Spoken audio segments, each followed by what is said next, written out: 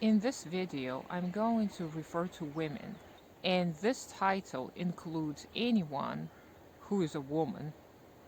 So despite what your sex is, if you're a woman, you are included in the title of women.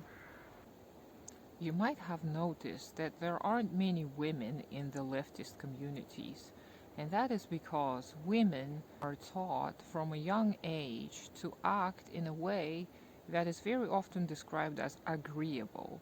And this agreeableness is what leads many women to feel more intimidation when learning about leftist ideology. It also leads to women feeling less confident and more vulnerable in circles where such discussions happen.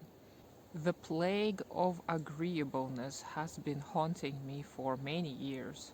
I used to think that it was very not feminine to argue and to defend myself in debate.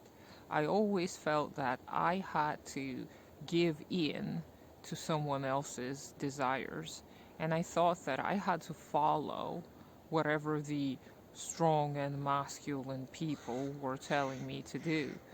And it is something that has been hiding in my subconscious mind. I didn't realize that I was acting in such a manner up until I grew pretty old. So it's not something that we often notice right away.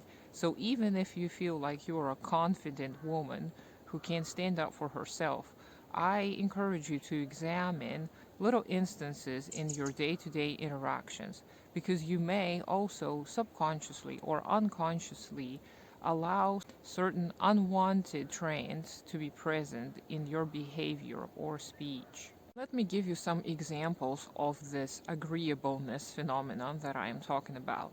So, for example, at work, when there were group discussions and I had something of importance to say, something that I thought would contribute to the greater understanding of the topic at hand, I would always wait for someone else to speak first because I didn't want to stick out like a sore thumb with my opinions.